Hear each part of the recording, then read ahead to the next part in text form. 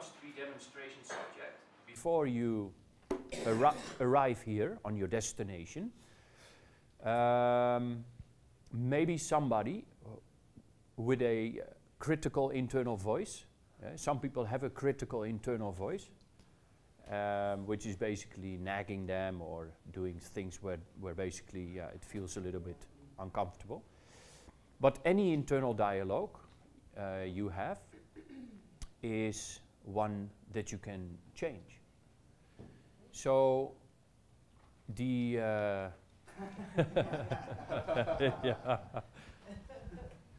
There's a lot of eagerness there. I love to see that.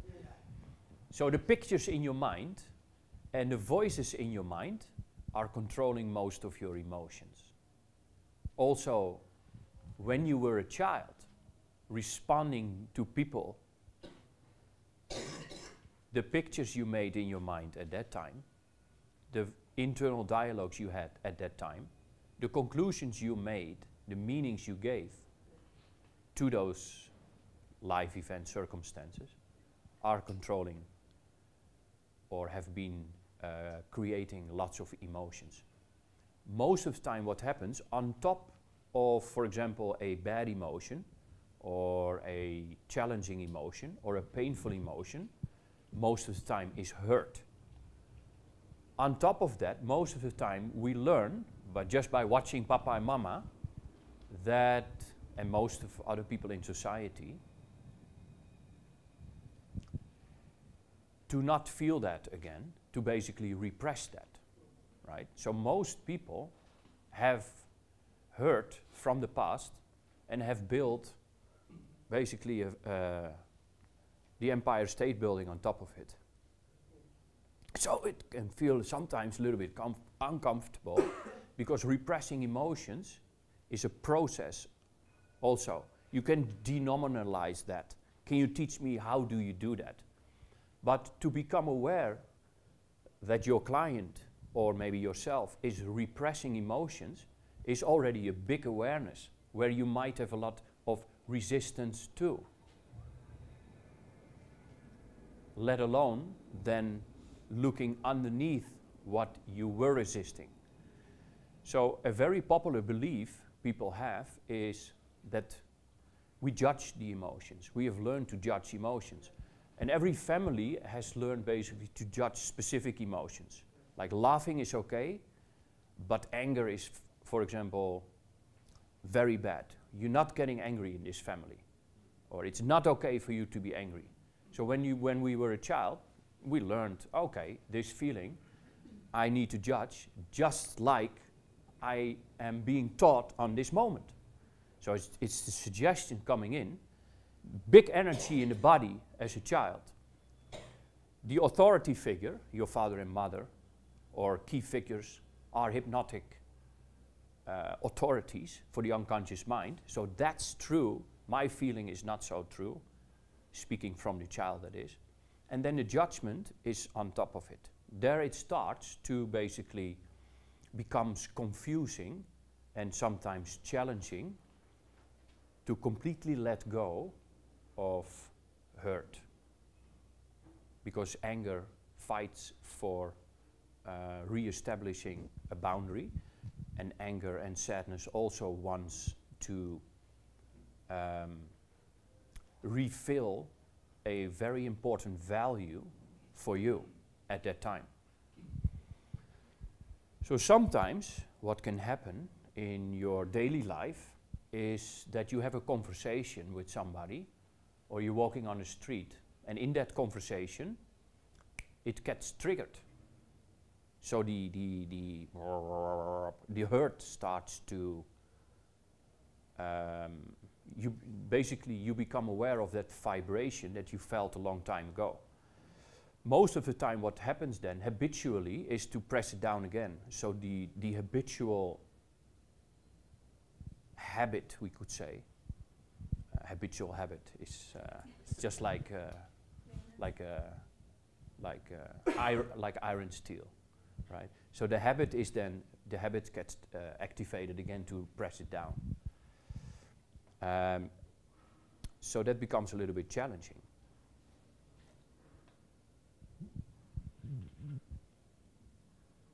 Yet it's a strategy also that you can change, right?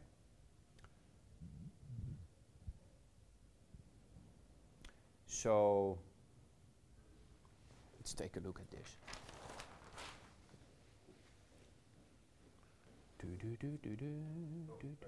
Ah, thank you. I started to sing a song on a very stressful moment. Like, where are my markers? I'm in the middle of a training. Thank you, Kyle. Instead of going back to massive embarrassment as a child. Imagine me being here with a totally red face. Like, shit, my marker is gone. Can somebody help me? Thank you, God. Yes. So you, as a child, you had a personal boundary around you that was not so solid. Why? Because your personal boundary is your identity. You could say your personal boundary is your identity. Your identity is made out of your preferences. You can say, I like cats, I like traveling, I like the color red, and I'm a people, sorting by people. So that is, okay, I like cats, I don't like dogs, I don't like cars, I love traveling. So your preferences, which are coming most of the time also for a big part from the people that have grown you up, key figures who played a big part in your socialization process or your first hypnotic experiences, because as a child you had no conscious mind yet. So the unconscious mind just absorbed many suggestions, the good ones and the more challenging ones. So those people also basically imposed sometimes their value system, their belief system. So there you made an identity, which is made out of your personal boundary. If you have a solid identity, basically it's easy for you to set boundaries in conversations and relationships, and you're quite able to protect your well-being. Your well-being, generally speaking, is from 0 to 10, maybe 8 and above. And sometimes it goes a little bit down, or maybe all the way down, but quickly it goes back up, right? So a professional and an amateur, the difference is basically a professional, in sport that is, for example, loses a game, but feels bad and defeated, but is learning from it, and takes a very short time to go back in the mindset of winning again, to be back in the game again, right? Sometimes courage means, tomorrow I do better. So your well-being is protected by your personal boundary. Sometimes there is a hole in the boundary, which means you can see a bucket with water and the water flows out of it. It's a hole in the boundary. Don't push that button, right? They say, don't push my buttons. That's a metaphor for those holes in the boundaries, because there is no preference yet. So a preference is made out of your power to make decisions, your free will. So as an adult, you need to make a new decision how you want to deal with those types of situations. A question might be, okay, next time when that happens, how do I want to respond to that person or to those types of situations? Because what else happens, or let's say what can happen instead of that, is that the meaning you placed as a child in those circumstances, your unconscious mind projects again. Basically we call it a revivification, but then not such a positive one. Let's say hurt. If you've been hurt as a child and it hasn't released yet out of your nervous system, then you're walking with an umbrella while the rain has stopped. Thank you for that metaphor. So, right, so here is the meaning. Right? What does a child needs to do when it's, for example, being bullied or being laughed at or humiliated or shamed, or maybe just has been given bad suggestions, right? Which sometimes became beliefs, which are running in the unconscious mind as ways of looking to things. Not at all times, but under the right circumstances, you're looking through the eyes of the child again, without realizing that you just made a shift, right? So then basically you feel that hurt in the present while you're an adult. So you're walking around with a childhood understanding. But we've learned to repress that, so basically we never really release it completely and fully. You being a hypnotherapist will create circumstances for yourself and others where you can release those emotions if necessary, right? There are many ways how you can do that. So do you see that an old interpretation from the child, which was a long time ago, can still run, can be triggered in the strategy of perception? And then, for example, you can become, let's say, why do you overreact, or I overreacted?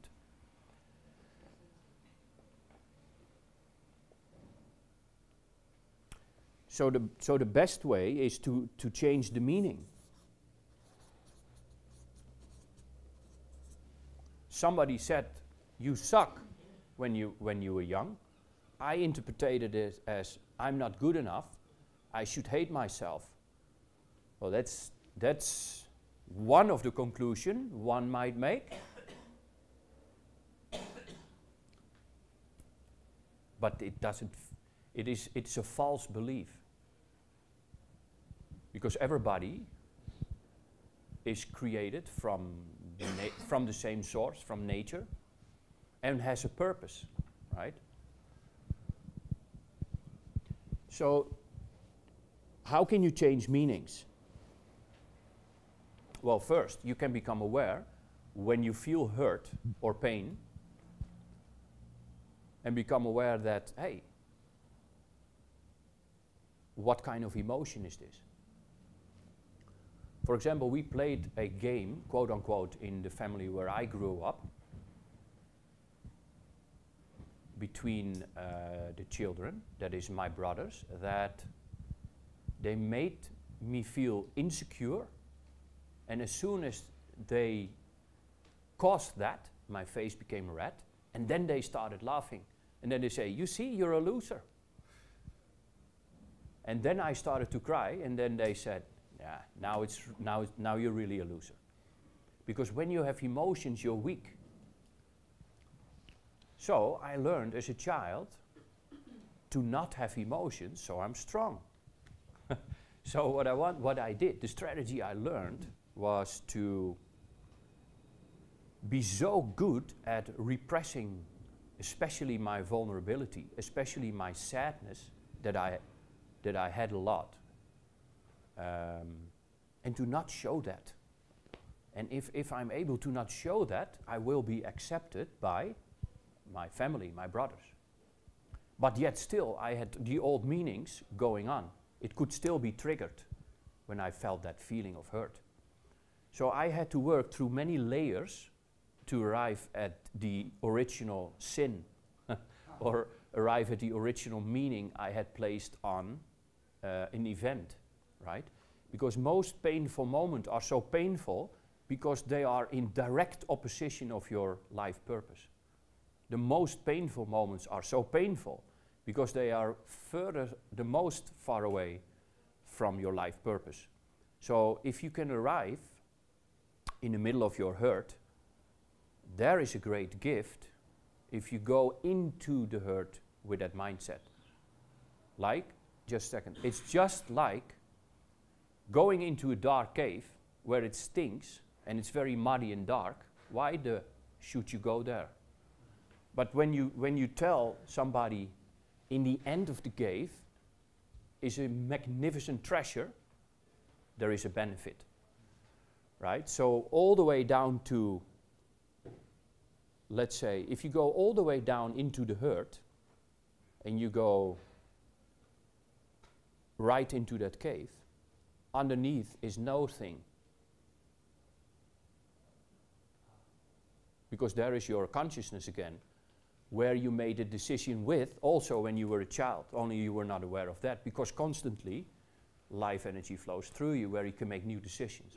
But sometimes it feels like a decision has been made for you because you feel hurt. But your power to choose as an adult, you didn't take back into the equation. Just the fact that you feel hurt doesn't mean it's real or true or happening now. Of course, unconsciously it's happening because you feel it, and an emotion tells you what's unconsciously going on. But it doesn't mean that the hurt is happening now. It can mean that the hurt is happening now, but most of the time it's the entrance for the cave.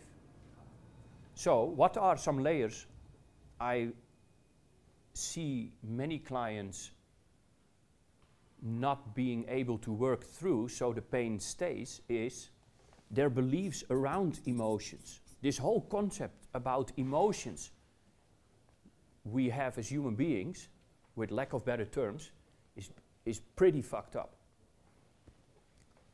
That's a language we can understand. What I mean with that is, we are looking to the emotions basically from the wrong angle. Why? Because we judge them. So we can't work with it. You know, just imagine you have a neighbor who's a wonderful man or woman, but you constantly judge him or her, so you can never see what's really there. So if we do that with our emotions or our clients, we have no way to heal or no way to just process it.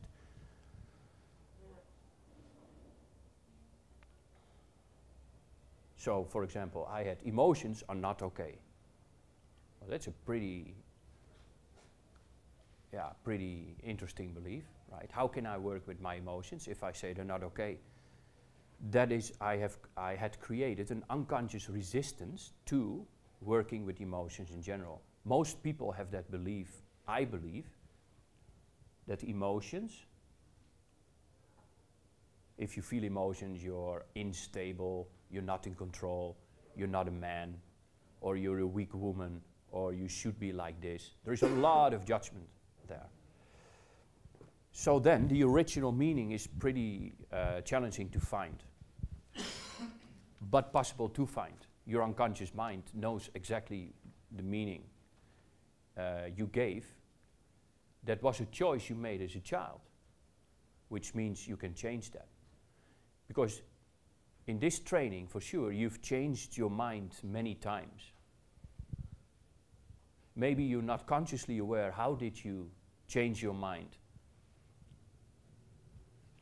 Which means that the fact that you've changed your mind